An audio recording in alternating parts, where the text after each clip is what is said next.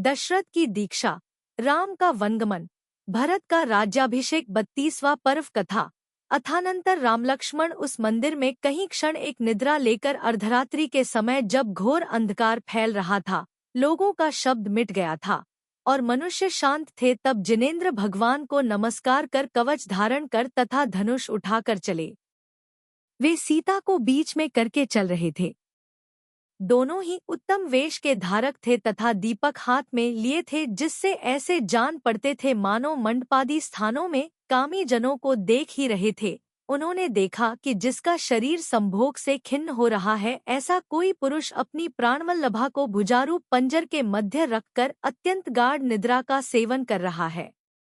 अपराध करने वाले किसी पुरुष ने पहले तो अपनी स्त्री को कुपित कर दिया और पीछे बार बार झूठी शपथ के द्वारा उसे विश्वास दिला रहा है। 4 कोई एक पुरुष कृत्रिम कोप कर पृथक बैठा है और उसकी स्त्री काम से उत्तप्त हो उसे मधुर वचनों से शांत कर रही है। सुरत के श्रम से जिसका शरीर खिन्न हो रहा था, ऐसी कोई स्त्री पति के शरीर में इस तरह लीन होकर गाढ़ निद्रा ले रही है, जिस तरह की मानो वह पति के साथ अभेद को ही प्राप्त हो चुकी हो। कोई एक पुरुष लज्जा के कारण विमुख बैठी नवोढ़ा पत्नी को बड़ी कठिनाई से अनुकूल कर हर्षपूर्वक उसके साथ वार्तालाप कर रहा है।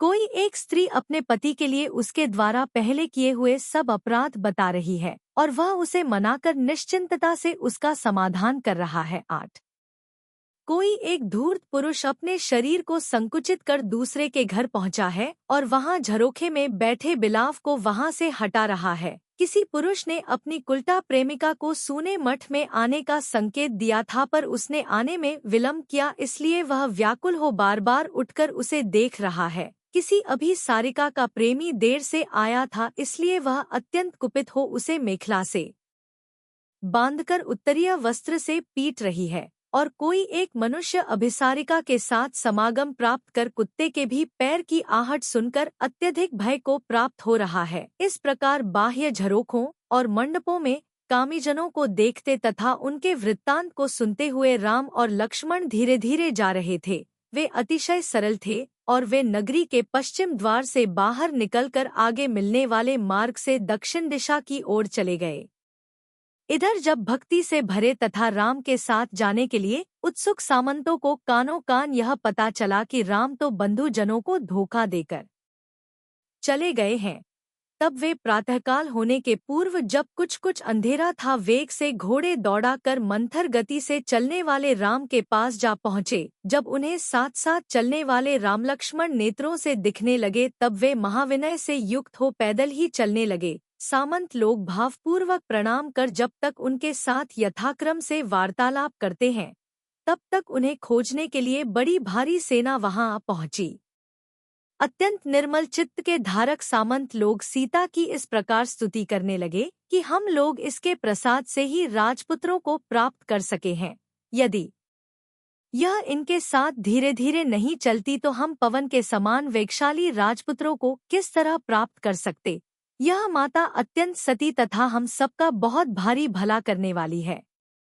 इस पृथ्वी पर इसके समान दूसरी पवित्र स्त्री नहीं है। मनुष्यों में उत्तम राम लक्ष्मण सीता की गति का ध्यान कर गव्यूति प्रमाण मार्ग को ही सुख से तय कर पाते थे। वे पृथ्वी मंडल पर नाना प्रकार के धान, कमलों से सुशोभित तालाब और गगनचुंबी वृक्षों को देखते हुए जा रहे थे। जिस प्रकार वर्षा ऋतु में गंगा और यमुना के प्रवाह अनेक नदियों से मिलते रहते हैं, उसी प्रकार राम लक्ष्मण के पर्यंत भाग भी अनेक वेगशाली राजाओं से मिलते रहते थे।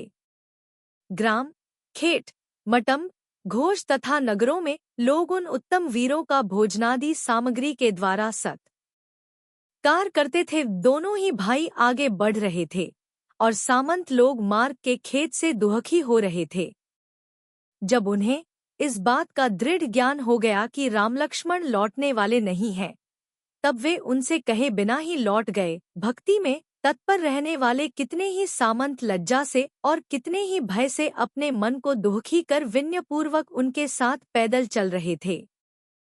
तदनंतर राम लक्ष्मण लीलापूर्वक परियात्रा नाम की उस अटवी में पहुंचे, जो कि सिंह और हस्तसमूह के उच्च शब्दों से भयंकर हो रही थी। 28 उस अटवी में बड़े बड़े वृक्षों से कृष्ण पक्ष की निशा के समान घोर अंधकार व्याप्त था। वहीं जिसके किनारे अनेक शबर अर्थात भील रहते थे, ऐसी एक शर्वरी नाम की नदी थी। राम लक्ष्मण वहां पहुंचे। नाना प्रकार के मधुर फलों से युक्त उस नदी के तट पर विश्राम कर राम ने समझा बुझाकर कितने ही राजाओं को तो वापस लौटा दिया, पर जिन्होंने राम के साथ जाने का निश्चय ही कर लिया था, ऐसे अन्य अनेक राजा बहुत भारी प्रयत्न करने पर भी नहीं लौटे। तदनंतर जो नदी महानीलमणि के समान सुशोभित हो रही थी, अत्यंत वेगशाली लहरों के समूह से जिसका मध्य भाग व्याप्त था, जो उखड़ते हुए बलवान मगरमच्छों की टक्कर से उत्पन्न होने वाली तरंगों से व्याप्त थीं, लहरों के समूह के आघात पर जिसके कोमल किनारे उसी में टूट टूट कर गिर रहे थे, बड़े बड़े पर्वतों की गुफाओं में टकराने से जिसमें सूसू शब्द हो रहा था, जिसमें ऊपर तैरने वाली मछलियों के शरीर में सूर्य की किरणें प्रतिबिंबित हो रही थी, जिसमें उत्पात करने वाले नाकों की सूतकार से जल के छींटे दूर दूर तक उड़ रहे थे, और जिसके पास से समस्त पक्षी भयभीत होकर उड़ गए थे, ऐसी उस नदी को देखकर सब सामंतों के शरीर भय से कांपने लगे। वे लक्ष्मण सहित राम से बोले कि हे नाथ, हम लोगों को भी नदी से पार उतारो। हे पद्म, प्रसन्न हो। हे लक्ष्मण, भक्ति से भरे हुए हम सेवकों पर प्रसन्नता करो। हे देवी, लक्ष्मण तुम्हारी बात मानते हैं, इसलिए इनसे कह दो। इत्यादि अनेक शब्दों का उच्चारण करते हुए वे दीन सामंत उस नदी में कूद पड़े तथा नाना प्रकार की चेष्टाएं करते हुए बहने लगे। तब किनारे पर निश्चिंतता से खड़े हुए राम ने उन सब से कहा कि हे भले पुरुषों, अब तुम लौट जाओ।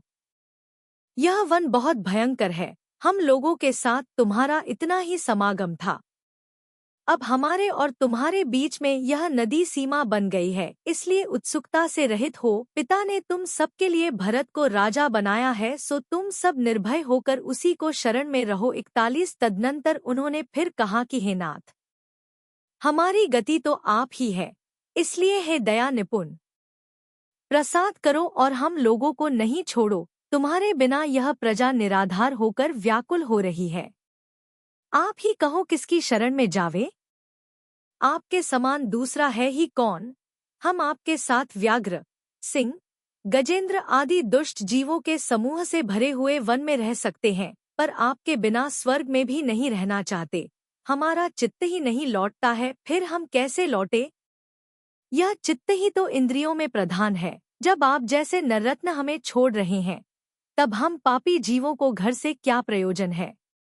भोगों से क्या मतलब है? स्त्रियों से क्या अर्थ है? और बंधुओं की क्या आवश्यकता है? हे देव, क्रीड़ाओं में भी कभी आपने हम लोगों को सम्मान से वंचित नहीं किया, फिर इस समय अत्यंत निष्ठुर क्यों हो रहे हो? 47 हे भृत्य वत्सल, हम लोग आपके चरणों की धूलि से ही परम वृद्धि को प्राप्त हुए हैं। बताइए, हमारा क्या अपराध है? 48 राम से इतना कहकर उन्होंने सीता और लक्ष्मण को भी संबोधित करते हुए कहा कि हे जानकी, हे लक्ष्मण, मैं आप दोनों के लिए हाथ जोड़कर मस्तक पर लगाता हूँ। आप हमारे विषय में स्वामी को प्रसन्न कीजिए, क्योंकि ये आप दोनों पर प्रसन्न है, आपकी बात मानते हैं। लोग सोता तथा लक्ष्मण से इस प्रकार कह रहे थे और अत्यंत सरल प्रकृति के धारक वे दोनों राम के चरण कमलों के आगे दृष्टि लगाए चुपचाप खड़े थे। क्या उत्तर दिया जाए, यह उन्हें सूझ नहीं पड़ता था। तदनंतर राम ने कहा कि हे भद्रपुरुषों, आप लोगों के लिए यही एक स्पष्ट उत्तर है कि अब आप यहाँ से लौट जाइए, मैं जाता हूँ। आप लोग अपने घर सुख से रहें। इतना कहकर किसी की अपेक्षा नहीं करने वाले दोनों भाई बड़े भारी उत्साह से उस अतिशय गहरी महानदी में उतर पड़े। जिस प्रकार दिग्गज अपने कर सूंड में कमलिनी को लेकर तैरता है, उसी प्रकार राम विकसित नेत्रों वाली सीता को हाथ में लेकर नदी को पार कर रहे थे। दोनों ही जल क्रीड़ा के ज्ञान में निपुण थे, अतः चिरकाल तक उत्तम क्रीड़ा करते हुए जा रहे थे। उनके लिए वह नदी नाभि प्रमाण गहरी हो गई थी। उस समय राम की हथेली पर स्थित धैर्यशालिनी सीता ऐसी सुशोभित हो रही थी मानो ऊंचे उठे हुए कमल रूपी घर में स्थित लक्ष्मी ही हो। इस प्रकार जिनका शरीर चित्त को रोकने वाला था, ऐसे राम, सीता और लक्ष्मण के साथ नदी को पार कर क्षण भर में वृक्षों से अंतर्हित हो गए। तदनंतर जिनके नेत्रों से आंसू झर रहे थे, ऐसे कितने ही राजा बहुत भारी विलाप कर अपने भवन की ओर उन्मुख हुए। कितने ही लोग उसी दिशा में नेत्र लगाए हुए मिट्टी आदि के पुतलों के समान खड़े रहे। कितने ही मूर्छित होकर पृथ्वी पर गिर पड़े। 58 और कितने ही प्रबोध को प्राप्त होकर कहने लगे कि इस असार संसार को धिक्कार है, तथा सांप के शरीर के समान भय उत्पन्न करने वाले नश्वर भोगों को धिक्कार है। 59 जहाँ इन जैसे शूरवीरों की भी यह अवस्था है, वहाँ एरण के समान निहसार हम लोगों की तो गिनती ही क्या है। वियोग, मरण, व्याधि और जरा आदि अनेक कष्टों के पात्र तथा जल के बबूले के समान निहसार इस कृतघ्न शरीर को धिक्कार है। उत्तम चेष्टा के धारक जो मनुष्य वानर की भौह के समान चंचल लक्ष्मी को छोड़कर दीक्षित हो गए हैं, वे महाशक्ति के धारक भाग्यवान हैं। इस प्रकार वैराग्य को प्राप्त हुए अनेक उत्तम मनुष्य दीक्षा लेने के सम्मुख हो नदी के उसी तट पर घूमने लगे। तदनंतर उन्होंने हरे भरे वृक्षों की पंक्ति से घिरा हुआ एक ऊंचा, विशाल तथा शुभ मंदिर देखा। मंदिर का वह स्थान नाना प्रकार के पुष्पों की जातियों से व्याप्त था तथा मकरंद रस के आस्वाद से गूंजते हुए भ्रमर वहां भ्रमण कर रहे थे। उन लोगों ने वहां एकांत स्थानों में बैठे हुए स्वाध्याय में लीन तथा विशाल तेज के धारक मुनियों को देखा। मस्तक पर अंजलि बांधकर सब लोगों ने उन्हें धीरे धीरे यथाक्रम से नमस्कार किया। तदनंतर उज्ज्वल जिन मंदिर में प्रवेश किया। उस समय भूमि प्रायः कर पर्वतों के सुंदर नितंबों पर, वनों में तथा नदियों के तटों पर बने हुए जिन मंदिरों से विभूषित थी, वहां उज्ज्वल भावना को धारण करने वाले सब जिनेंद्र भगवान को नमस्कार कर समुद्र के समान गंभीर मुनिराज के पास गए। 69 वहां जाकर वैराग्य को धारण करने वाले सब लोगों ने सिर झुकाकर मुनिराज को नमस्कार किया और तदनंतर यह कहा कि हे नाथ, हम लोगों को इस संसार सागर से पार कीजिए। इसके उत्तर में मुनियों के अधिपति सत्यकेतु आचार्य ने ज्यों ही तथास्तु यह शब्द कहा, त्यों ही अब तो हम संसार से पार हो गए। यह कहते हुए सब लोग परम संतोष को प्राप्त हुए। विदग्ध, विजय, मेरु, क्रूर, संग्रामलोलुप, श्रीनागदमन, धीर, शठ, शत्रुदम, धर, विनोद, कंटक, सत्य, कठोर और प्रियवर्धन आदि अनेक राजाओं ने दिगंबर दीक्षा धारण की। इनके जो सेवक थे वे हाथी, घोड़ा आदि सेना को लेकर उनके पुत्रों को सौंपने के लिए शीघ्र ही नगर की ओर गए। उस समय वे सेवक अत्यंत दीन तथा लज्जा से युक्त हो रहे थे। सम्यक दर्शन और सम्यक ज्ञान रूपी आभूषणों को धारण करने वाले कितने ही लोग अनुव्रत ग्रहण कर निर्ग्रंथ मुद्रा के धारकों की सेवा करने के लिए उद्यत हुए, तथा कितने ही लोग संसार को जीतने वाले जिनेंद्र भगवान का अत्यंत निर्मल धर्म श्रवण कर मात्र सम्यक दर्शन से ही संतोष को प्राप्त हुए। अनेक सामंतों ने जाकर यह समाचार भरत के लिए सुनाया, सो भरत कुछ ध्यान करता हुआ सुख से बैठा था, परंतु यह समाचार सुन दुखी हुआ। अथानंतर सम्यक प्रबोध को प्राप्त हुए राजा दशरथ वस्त चित्त को धारण करने वाले भरत का राज्याभिषेक कर राम के वियोग से कुछ संतप्त चित्त को धारण करते हुए सांत्वना देने पर भी जो अत्यंत विलाप कर रहा था, ऐसे व्याकुल अंतःपुर को छोड़ नगरी से बाहर निकले। उस समय शोकरूपी सागर में डूबे हुए परिजन उनकी ओर निहार रहे थे। 78-80 नगरी से निकलकर वे सर्वभूतहित नामक गुरु के समीप गए और वहां बहुत भारी गुरुपूजा कर 72 राजाओं के साथ दीक्षित हो गए। यद्यपि मुनिराज दशरथ एकाकी विहार करते हुए सदा शुभ ध्यान की इच्छा रखते थे, तथापि पुत्र शोक के कारण उनका मन कलुषित हो जाता था।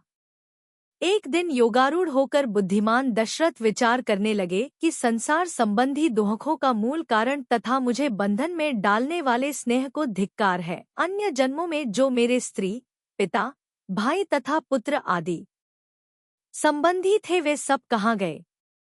यथार्थ में इस अनादि संसार में सभी संबंधी इतने हो चुके हैं कि उनकी गणना नहीं की जा सकती। मैंने अनेकों बार स्वर्ग में नाना प्रकार के विषय प्राप्त किए हैं और भोगों के निमित्त नरकाग्नि के संताप भी सहन किए हैं।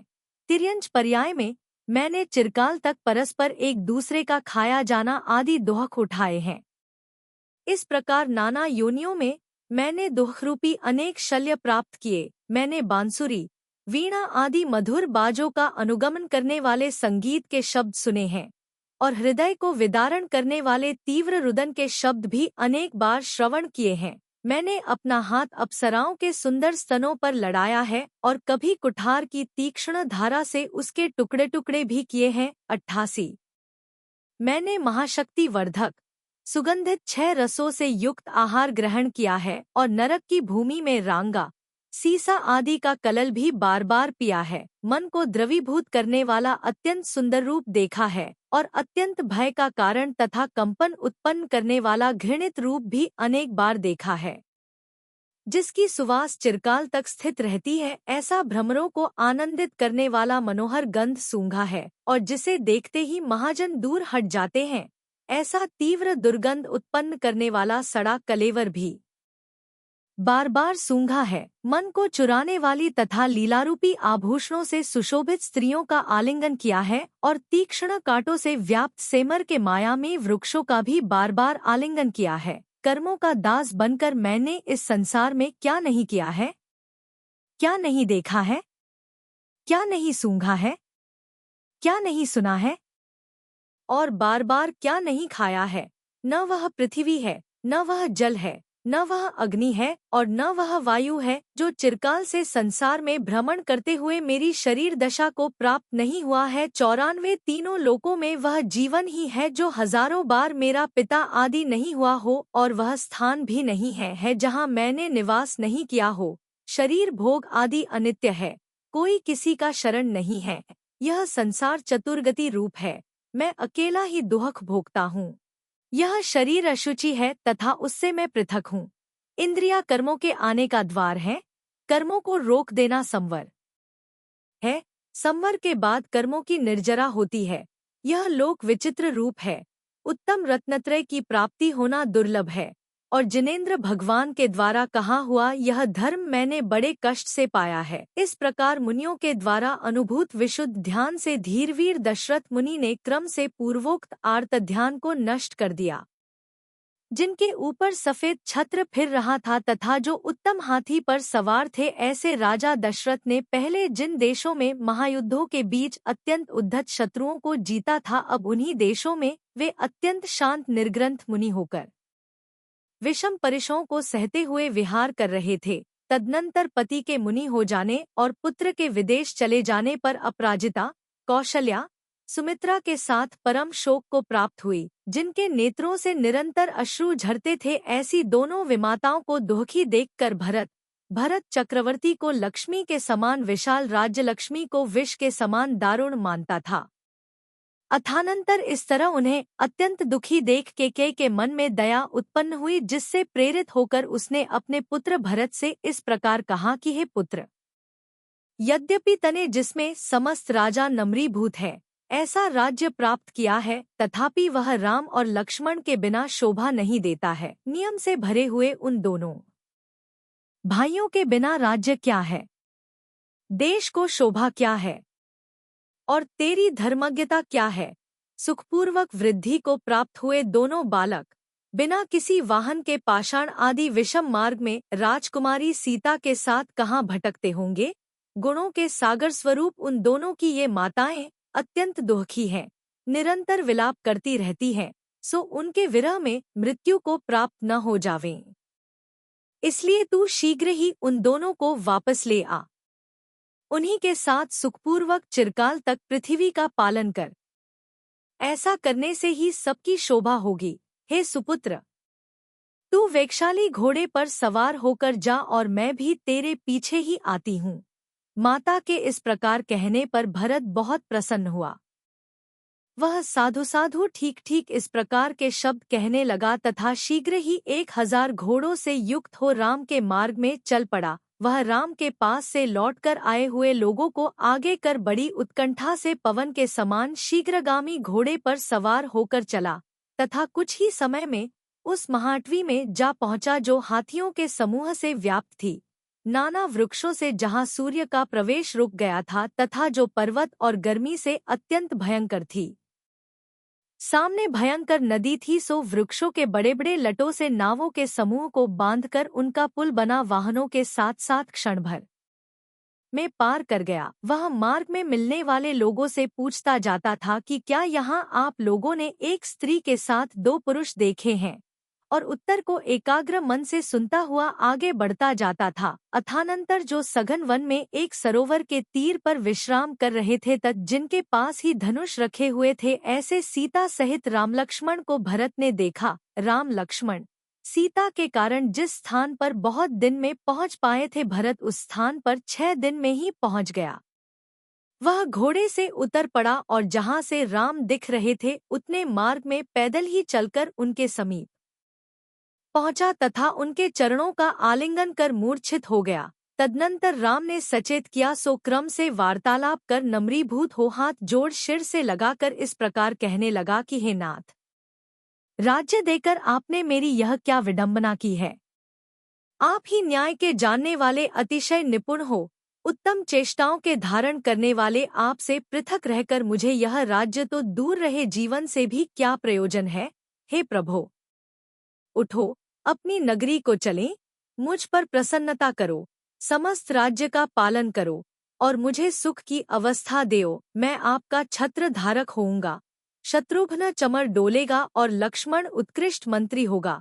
ऐसा करने से ही सब ठीक होगा। मेरी माता पश्चात्ताप रूपी अग्नि से अत्यंत संतप्त हो रही है तथा आपकी और लक्ष्मण की माता भी निरंतर शोक कर रही हैं। जब तक भरत इस प्रकार कह रहा था, तब तक सैकड़ों सामंतों के मध्य गमन करने वाली केकई वेगशाली रथ पर सवार हो वहां आ पहुंची। राम लक्ष्मण को देखकर इसका हृदय बहुत भारी शोक से भर गया।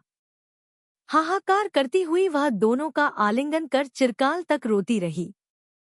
तदनंतर जो विलाप करती करती अत्यंत खिन्न हो गई थी, ऐसी केके अश्रु रूपी नदी की धारा टूटने पर क्रम से वार्तालाप कर इस प्रकार बोली कि हे पुत्र, उठो, नगरी को चलें, छोटे भाइयों के साथ राज्य करो। तुम्हारे बिना मुझे यह सब राज्य वन के समान जान पड़ता है। तुम अतिशय बुद्धिमान हो। यह भरत तुम्हारी शिक्षा के योग्य है, अर्थात इसे शिक्षा देकर ठीक करो। स्त्रीपना के कारण मेरी बुद्धि नष्ट हो गई थी, अतः मेरे इस कुकृत्य को क्षमा करो। तदनंतर राम ने कहा कि हे माता, क्या तुम यह नहीं जानती हो कि क्षत्रिय स्वीकृत कार्य को कभी अन्यथा नहीं करते हैं। एक बार कार्य को जिस प्रकार स्वीकृत कर लेते हैं, उसी प्रकार उसे पूर्ण करते हैं।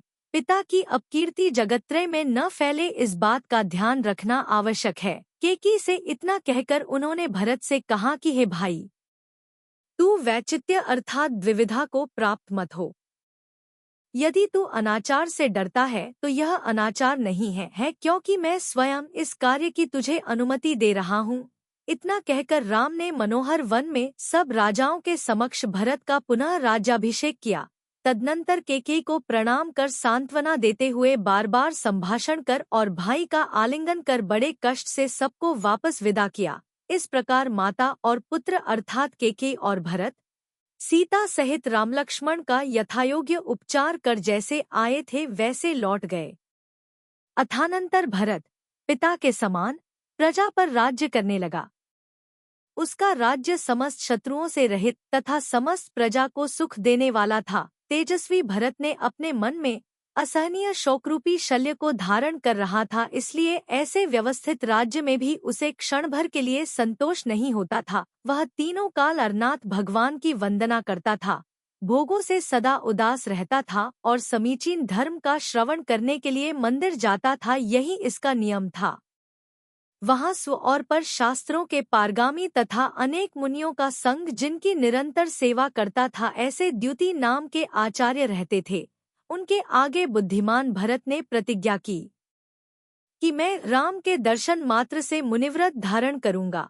तदनंतर अपनी गंभीर वाणी से मयूर समूह को नृत्य कराते हुए भगवान द्युति भट्टारक इस प्रकार को प्रतिज्ञा करने वाले भरत से बोले कि हे भव्य कमल के समान नेत्रों के धारक राम, जब तक आते तब तक तू गृहस्थ धर्म के द्वारा अभ्यास कर ले। महात्मा निर्ग्रंथ मुनियों की चेष्टा अत्यंत कठिन है, पर जो अभ्यास के द्वारा परिपक्व होते हैं उन्हें उसका साधन करना सरल हो जाता है। मैं आगे तप करूंगा ऐसा कहने वाले अनेक जड़बुद्धि मनुष्य मृत्यु को प्राप्त हो जाते हैं पर तप नहीं कर पाते हैं। निर्ग्रंथ मुनियों का तप अमूल्य रत्न के समान है ऐसा कहना भी अशक्य है, फिर उसकी अन्य उपमा तो हो ही क्या सकती है। गृहस्थों के धर्म को जिनेंद्र भगवान ने मुनिधर्म का छोटा भाई कहा है, सो बोधि को प्रदान करने वाले इस धर्म में भी प्रमाद रहित होकर लीन रहना चाहिए। जैसे कोई मनुष्य रत्नद्वीप में गया, वहाँ वह जिस किसी भी रत्न को उठाता है वही उसके लिए अमूल्यता को प्राप्त हो जाता है। इसी प्रकार धर्मचक्र की प्रवृत्ति करने वाले जिनेंद्र भगवान के शासन में जो कोई इस नियम रूपी द्वीप में आकर जिस किसी नियम को ग्रहण करता है वही उसके लिए अमूल्य हो जाता है। जो अत्यंत श्रेष्ठ अहिंसारूपी रत्न को लेकर भक्तिपूर्वक जिनेंद्र देव की पूजा करता है वह वर्ग में परम वृद्धि को प्राप्त होता है। जो सत्य व्रत का धारी होकर मालाओं से भगवान की अर्चा करता है उसके वचनों को सब ग्रहण करते हैं तथा उज्ज्वल कीर्ति से वह समस्त संसार को व्याप्त करता है। जो अदत्तादान अर्थात चोरी से दूर रहकर जिनेंद्र भगवान की पूजा करता है वह रत्नों से परिपूर्ण निधियों का स्वामी होता है।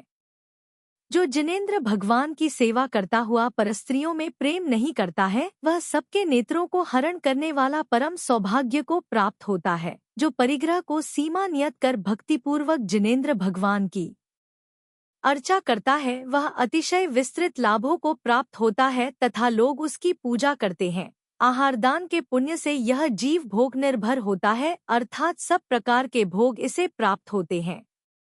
यदि यह परदेश भी जाता है तो वहाँ भी उसे सदा सुख ही प्राप्त होता है। अभयदान के पुण्य से यह जीव निर्भय होता है और बहुत भारी संकट में पड़कर भी उसका शरीर उपद्रव से शून्य रहता है। ज्ञानदान से यह जीव विशाल सुखों का पात्र होता है और कलारूपी सागर से निकले हुए अमृत के कुल्ले करता है। जो मनुष्य रात्रि में आहार का त्याग करता है वह सब प्रकार के आरंभ में प्रवृत्त रहने पर भी सुखदायी गति को प्राप्त होता है।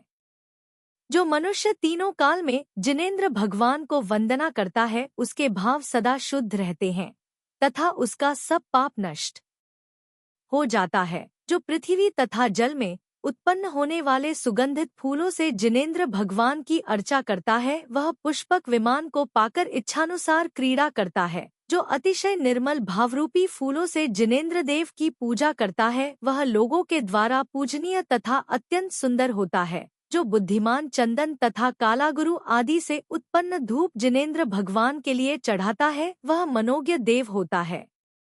जो जिनमंदिर में शुभ भाव से दीपदान करता है वह स्वर्ग में देदीप्यमान शरीर का धारक होता है। जो मनुष्य छत्र, चमर, फन्नूस, पताका तथा दर पण आदि के द्वारा जिन मंदिर को विभूषित करता है वह आश्चर्यकारक लक्ष्मी को प्राप्त होता है। जो मनुष्य सुगंधि से दिशाओं को व्याप्त करने वाली गंध से जिनेंद्र भगवान का लेपन करता है वह सुगंधि से युक्त स्त्रियों को आनंद देने वाला प्रिय पुरुष होता है। जो मनुष्य सुगंधित जल से जिनेंद्र भगवान का अभिषेक करता है वह जहाँ जहाँ उत्पन्न होता है वहाँ अभिषेक को प्राप्त होता है। जो दूध की धारा से जिनेंद्र भगवान का अभिषेक करता है वह दूध के समान धवल विमान में उत्तम कांति का धारक होता है। जो दही के कलशों से जिनेंद्र भगवान का अभिषेक करता है वह दही के समान फर्श वाले स्वर्ग में उत्तम देव होता है। जो घी से जिनदेव का अभिषेक करता है वह कांति, द्युति और प्रभाव से युक्त विमान का स्वामी देव होता है। पुराण में सुना जाता है कि अभिषेक के प्रभाव से अनंतवीर्य आदि अनेक विद्वज्जन स्वर्ग की भूमि में अभिषेक को प्राप्त हुए हैं। जो मनुष्य भक्तिपूर्वक जिन मंदिर में रंगावली आदि का उपहार चढ़ाता है वह उत्तम हृदय का धारक होकर परम विभूति और आरोग्य को प्राप्त होता है। जो जिन मंदिर में गीत, नृत्य तथा वादित्रों से महोत्सव करता है वह स्वर्ग में परम उत्सव को प्राप्त होता है। जो मनुष्य जिन मंदिर बनवाता है उस सुचेता के भोगोत्सव का वर्णन कौन कर सकता है। जो मनुष्य जिनेंद्र भगवान की प्रतिमा बनवाता है वह शीघ्र ही सुर तथा असुरों के उत्तम सुख प्राप्त कर परम पद को प्राप्त होता है। तीनों कालों और तीनों लोकों में व्रत, ज्ञान, तप और दान के द्वारा मनुष्य के जो पुण्यकर्म संचित होते हैं वे भावपूर्वक एक प्रतिमा के बनवाने से उत्पन्न हुए पुण्य की बराबरी नहीं कर सकते। इस कहे हुए फल को जीव स्वर्ग में प्राप्त कर जब मनुष्य पर्याय में उत्पन्न होते हैं, तब चक्रवर्ती आदि का पद पाकर वहां भी उसका उपभोग करते हैं। जो कोई मनुष्य इस विधि से धर्म का सेवन करता है, वह संसार सागर से पार होकर 3 लोक के शिखर पर विराजमान होता है। जो मनुष्य जिन प्रतिमा के दर्शन का चिंतन करता है, वह वेला का, जो उद्यम का अभिलाषी होता है वह तेला का, जो जाने का आरंभ करता है वह चौला का, जो जाने लगता है वह 5 उपवास का, जो कुछ दूर पहुंच जाता है वह 12 उपवास का, जो बीच में पहुंच जाता है वह 15 उपवास का, जो मंदिर के दर्शन करता है वह मासोपवास का, जो मंदिर के आंगन में प्रवेश करता है वह 6 मास के उपवास का, जो द्वार में प्रवेश करता है वह वर्षोपवास का, जो प्रदक शिणा देता है वह 100 वर्ष के उपवास का, जो जिनेंद्र देव के मुख का दर्शन करता है वह 1000 वर्ष के उपवास का, और जो स्वभाव से स्तुति करता है वह अनंत उपवास के फल को प्राप्त करता है। यथार्थ में जिन भक्ति से बढ़कर उत्तम पुण्य नहीं है, आचार्य द्युति कहते हैं कि हे भरत, जिनेंद्र देव को भक्ति से कर्म क्षय को प्राप्त हो जाते हैं, और जिसके कर्म क्षीण हो जाते वह अनुपम सुख से संपन्न परम पद को प्राप्त होता है। ऐसा कहने पर अत्यंत समीचीन भक्ति से युक्त भरत ने गुरु के चरणों को नमस्कार कर विधिपूर्वक गृहस्थ धर्म ग्रहण किया। अनेक शास्त्रों का ज्ञाता, धर्म के मर्म को जानने वाला, विनयवान और श्रद्धा गुण से युक्त भरत अब साधुओं के लिए विशेष रूप से यथायोग्य दान देने लगा। उत्तम आचरण के पालन में तत्पर रहने वाला भरत हृदय में सम्यक दर्शन रूपी रत्न को धारण करता हुआ विशाल राज्य का पालन करता था। गुणों के सागर स्वरूप भरत का प्रताप और अनुराग दोनों ही बिना किसी रुकावट के समस्त पृथ्वी में भ्रमण करते थे। उसके देवियों के समान कांति को धारण करने वाली 150 स्त्रियां थी, फिर भी वह उनमें आसक्ति को प्राप्त नहीं होता था। जिस प्रकार कमल जल में रहकर भी उसमें आसक्त नहीं होता है, उसी प्रकार वह उन स्त्रियों के बीच रहता हुआ भी उनमें आसक्त नहीं था। गौतम स्वामी कहते हैं कि हे श्रेणिक, भरत के मन में सदा यही चिंता विद्यमान रहती थी कि मैं निर्ग्रंथ दीक्षा कब धारण करूंगा और परिग्रह से रहित हो पृथ्वी पर विहार करता हुआ घोर तप कब करूंगा। पृथ्वीतल पर वे धीरवीर मनुष्य धन्य हैं, जो सर्व परिग्रह का त्याग कर तथा तपोबल से समस्त कर्मों को भस्म कर संतोष रूपी सुख से श्रेष्ठ मोक्ष पद को प्राप्त हो चके हैं। एक मैं पापी हूँ, जो समस्त जगत को क्षणभंगुर देखता हुआ भी संसार के दुख में मग्न हूँ। इस संसार में जो मनुष्य पूर्वान काल में देखा गया है वही अपराह्न काल में नहीं दिखाई देता। फिर भी आश्चर्य है कि मैं मूढ़ बना हूँ। दीनहीन मुख को धारण करने वाले बंधुजनों के बीच में बैठा हुआ यह प्राणी सर्प से, जल से, विष से, अग्नि से, वज्र से, शत्रु के द्वारा छोड़े हुए शस्त्र से अथवा तीक्ष्ण शूल से मरण को प्राप्त हो जाता है। यह प्राणी अनेक प्रकार के मरणों से हजारों प्रकार के दुख भोगता हुआ भी निश्चिंत बैठा है, सो ऐसा जान पड़ता है मानो कोई मत्त मनुष्य वेग से फैलने वाली लहरों के समूह से निर्भय हो लवण समुद्र के तट पर सोया है। हाय हाय, मैं राज्य कर तीव्र पाप से लिप्त होता हुआ जहाँ बाण, खड्ग, चक्र आदि शस्त्र तथा शालमली आदि वृक्षों और पहाड़ों के कारण घोर अंधकार व्याप्त है, ऐसे किस भयंकर नरक में पड़ूंगा अथवा अनेक योनियों से युक्त तिर्यंच पर्याय को प्राप्त होऊंगा। मेरा यह मन जैन धर्म को पाकर भी पापों से लिप्त हो रहा है तथा निःस्पृहता को प्राप्त कर मोक्ष प्राप्त कराने में समर्थ मुनिधर्म को धारण नहीं कर रहा है। इस प्रकार जो पाप कर्म के नाश में कारणभूत चिंता को निरंतर प्राप्त था तथा जो प्राचीन मुनियों की कथा में सदा लीन रहता था, ऐसा राजा भरत न सूर्य की ओर देखता था न चंद्रमा की ओर। इस प्रकार आर्ष नाम से प्रसिद्ध रविशेणाचार्य विरचित पद्मचरित में राजा दशरथ की दीक्षा, राम का वनगमन और भरत के राज्याभिषेक का वर्णन करने वाला 32वां पर्व समाप्त हुआ।